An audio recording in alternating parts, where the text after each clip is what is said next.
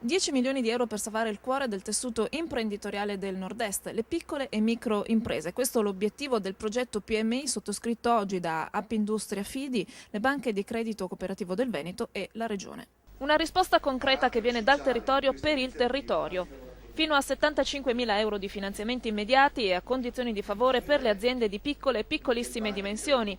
Una fondamentale iniezione di liquidità in un momento congiunturale difficile in cui il credito all'impresa è problematico. L'aiuto all'economia veneta questa volta non viene da interventi strutturali, ma da un'azione condivisa di sistema che crea rete attorno a se stessa. Sono quegli stanziamenti che in questo momento sono necessari all'azienda per fare quegli investimenti dei quali ha bisogno oppure per riequilibrare la propria situazione finanziaria.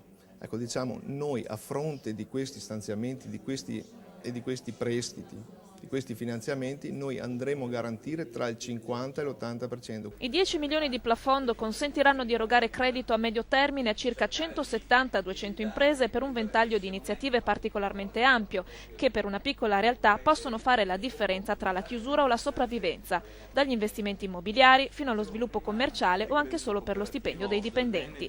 E proprio a questi ultimi è rivolta l'attenzione futura di interventi regionali, come annunciato oggi dall'assessore di riferimento. Salvare l'impresa significa anche salvare il lavoro e i posti di lavoro. Certamente anche la politica del lavoro è seguita, la segue l'assessore Donanzan, perché è chiaro che se l'impresa non ha meno lavoro ci sarà qualche mobilità in più. Noi siamo perché ci siano interventi straordinari e che permettano di turnare i lavoratori, che tutti vengano mantenuti legati all'impresa attraverso gli interventi